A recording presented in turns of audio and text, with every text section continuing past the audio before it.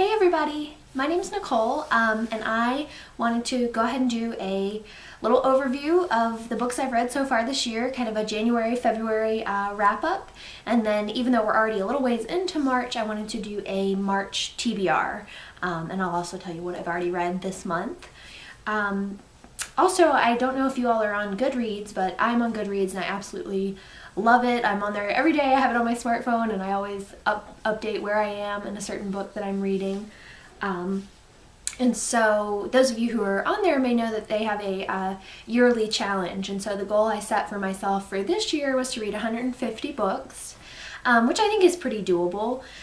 I didn't read quite that many last year, but I have gone, I think one year I read like 202 books. So I'm hoping 150 will be doable for me this year. So far I've read 22, so I'm a little bit behind, but I'm making pretty good progress. And I'll go ahead and tell you guys what I read in January. The first book I read was Raven Boys by Maggie Stiefvater. And she was the author of Linger and Shiver, Shiver and Linger, and the other book in the series I'm blanking out. Which was okay. Raven Boys, I really liked that other series, Wolves of Mercy Falls, but Raven Boys was just okay. It wasn't quite as good as what I expected from her. The next one I read was this book right here. It's called The Unfailing Light by Robin Bridges. It's the second book in the Katerina trilogy. The first one's called The Gathering Storm. This is a lot of fun. It's set in Russia in the 1800s, and the main girl, Katerina, she's a necromancer, so she's sort of learning what that means and trying not to have dead people following her around, so this was good. I liked this one probably even a little bit better than the first book. The next one I read was called Uses for Boys by Erica Lorraine Scheidt. It's about a teenage girl who's kind of always been neglected by her mom.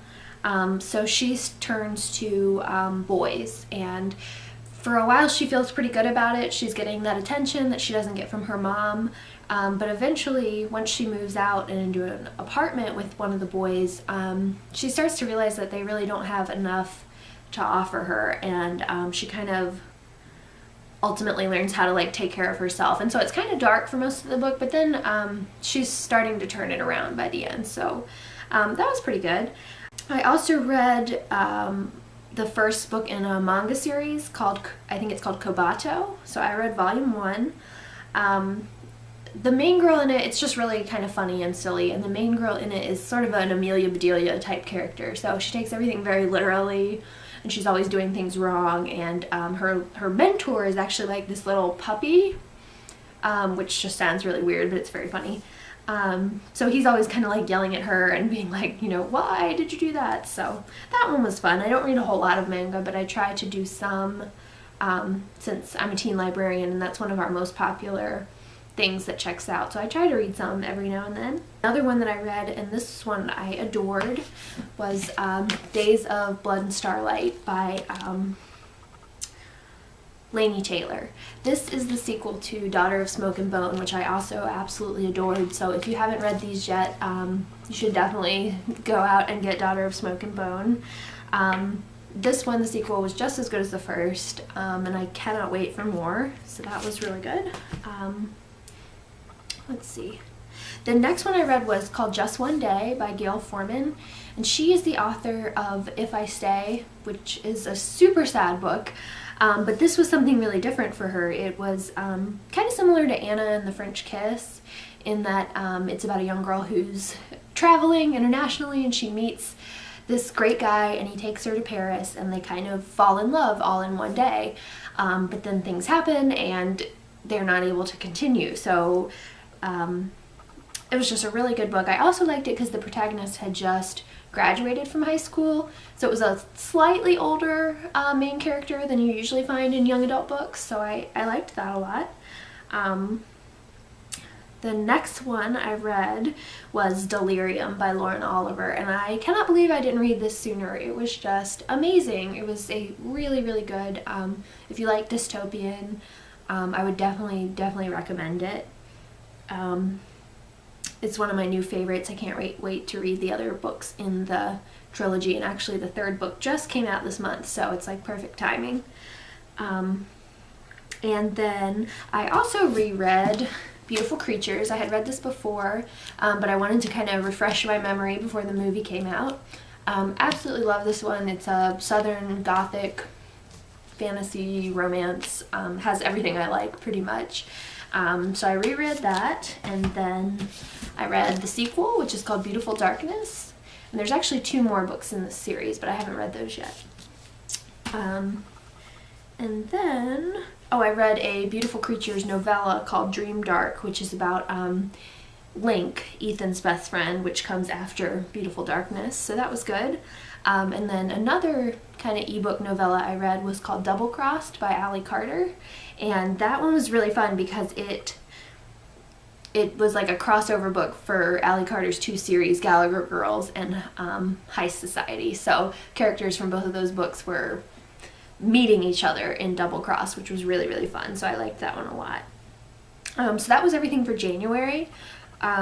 February, I read The Lonely Hearts Club by Elizabeth Eulberg, which I wasn't a huge fan of. I think I'm starting to suspect that maybe I'm just not an Elizabeth Eulberg fan.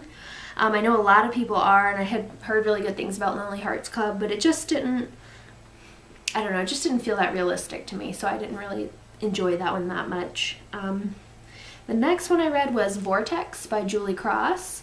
It's the sequel to Tempest, which I really, really enjoyed. And Vortex was good, but next time I would reread the first book first, because it has to do with time travel, and it just got really confusing when I couldn't remember some of the details from the first book. Then I read Sweet Scarlet by Maureen Johnson. This was one I listened to on audiobook during my commute, which was cute. It wasn't my favorite Maureen Johnson, but it was, pretty enjoyable. I also read Scarlet by Marissa Meyer, which I have 2 Scarlets going on here, but this one is the second in the Lunar Chronicles, so it was the follow-up to Cinder, which I adore, and Scarlet was just as good. It was really, really full of action. You still get to see Cinder from the first book. She's in there, but you also learn about Scarlet, who's a new character. And so if you haven't read those, I would definitely recommend picking them up. They are sci-fi, but they're very readable. They're not real heavy in the science aspect of it. It's just that kind of sets up the world, I guess, the setting. And the next one I read was Heist Society 3, Perfect Scoundrels by Allie Carter. It was pretty good. I don't think it was the best one in the series, but it was fun. I also read Paper Valentine by Brenna Yovanoff, and I really, really liked that one. It was very dark and creepy. It's about a girl who's being haunted by the ghost of her best friend who died from anorexia, and in their town a bunch of young girls are being murdered. So the main character and her sort of ghostly best friend are trying to figure out who's going around murdering these girls. So that one was good. It was very creepy. Another one that I just was so crazy about, I finally read Codename Verity by Elizabeth Wein, I guess is how you say her last name. It's definitely the best book I've read so far this year. It's historical fiction. It's about 2 girls in World War II. One of them is a spy who's captured in France, and the other one is a pilot. And it was just really amazing. I just loved it. I can't recommend it enough. I'm going to try to maybe do a video review of that one just because I liked it so much. I listened to that on audiobook too, and it was a really good audiobook. And finally, for February, my last book was called The Midwife, Shadows of the Workhouse. And this is an adult nonfiction, and I don't know if any of you all watch the PBS series called The Midwife, but these are the memoirs that that show is based on. And this was the second volume, which was a little bit sadder than the first, and it actually didn't have a lot to do with like the midwifery. It was more about older people that she encountered that had been affected in some way by the workhouses. So it was good. I liked that one a lot. So that's it for January and February, and then I'll go ahead and talk about what I have read so far in March and what I'm hoping to read in the rest of the month. The first book I read in March was an adult fiction book called Girl Child by Tupelo Hassman. I think it would have some young adult appeal though, although the content is kind of mature, I would say. It's a very quick book.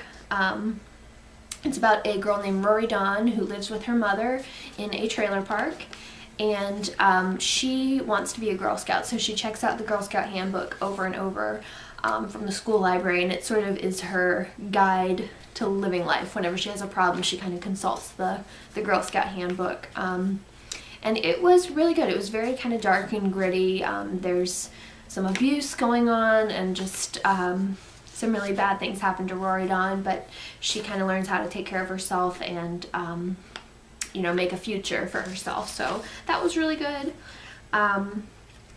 The other book I read was Deadly Little Lessons. This is the 5th book in the Touch series, which I really, really like. I really enjoy kind of suspenseful, kind of paranormal books, which this is. They're really romantic too. They have a couple of fun, the main character has 2 different sort of love interests, so that's always kind of fun. This, again, I was kind of disappointed by all the sequels that I read so far this year. This was not the best book in the series, but it is a series that I really enjoy, so even though it wasn't the best book, it was still fun to read. So, let's see, what was next? Oh, and then I read this one, Etiquette and Espionage, which is by Gayle Carriger, and she has an adult series called the Parasol Protectorate series. And this one is the Finishing School, the first book in the Finishing School series, which is for young adults, and it's set in the same world as the Parasol Protectorate. It's about a girl named Sophronia, I guess would be how you pronounce her name, and she is kind of a tomboy, and she gets sent to a finishing school. But it turns out it's not a regular finishing school, it is a school where they learn espionage as well. So it was really fun. It's also a steampunk kind of book, so their school is set on it's like a floating airship, is the private school, the finishing school. So it was fun. It wasn't quite as good as I wanted it to be. It had a lot of things I like a really spunky girl protagonist, Victorian setting, like I said, steampunk. It has werewolves, it has vampires, it has a lot of things that would make it really great, but it wasn't quite as good as I hoped it would be. The ending felt really rushed. So I would definitely pick up the next volume though, whenever that comes out. I definitely want to see what happens, and maybe it will get better as the series goes on. And then the last book that I've read so far this month is an older book. It's called The Boyfriend List by E. Lockhart. This was really cute. I started it on audiobook and I couldn't be patient enough to finish it during my commute, so I ended up, I actually had a copy of the paperback, so I finished this, I believe, Friday night. I just sat down and read the rest, and it was really cute. It's about a girl named Ruby Oliver, and she is in therapy because she started having panic attacks after she kind of has a sequence of events where her life pretty much falls apart. Her boyfriend breaks up with her, her friends aren't talking to her, and so she starts seeing this therapist, and the therapist has her list all the boyfriends that she's ever had, all the crushes, all the guys that liked her that she didn't like back. And so the book kind of goes through, each chapter is kind of a different boy. So that was really fun. I liked that a lot, and there's a couple more books in this series about Ruby Oliver, so I'm going to have to definitely check those out. So that's it for what I've read so far, and now I'll talk about a few that I am hoping to read this month in March. The first one, and of course I can't think of the author's name, but I'll try to post it when I actually upload the video. It's called Nightmare Affair, and it just looks really good. It's about a girl who is a nightmare, so she has to sneak into people's houses at night and give them bad dreams. So that just sounded really, and she goes to a school for kids with powers, which is something I always kind of like. Another one that I'm going to read is Every Day by David Leviathan. I've heard really good things about this one, and the other teen librarians in my library system, we're going to kind of have a book discussion about that one, so that's why I'm reading that this month. I'm finally going to read the sequel to Legend, Prodigy by Marie Lu. Can't wait to read that one. I'm currently reading this book. It's called Hokey Pokey by Jerry Spinelli. I'm reading this one because I'm giving a presentation at a conference about upcoming and popular young adult fiction, and Jerry Spinelli is a very well-known popular author. I'm not crazy about this so far, but we'll see how it goes. At least it's short, so you know, it won't take me too much time to finish that. The next book is Frostbitten by Patricia Briggs, and it is the latest addition to the Mercy Thompson series, which is a really, really good paranormal series for adults. It's about Mercy Thompson, who is a shapeshifter. She can become a coyote, and she lives with a werewolf pack. So really good. I enjoy these a lot. I've just barely started this one, and I'm excited to get into it and see what happens. And then the last book that I definitely want to try to read this month is The Madness Underneath by Maureen Johnson. That is the sequel to The Name of the Star, which I really, really liked.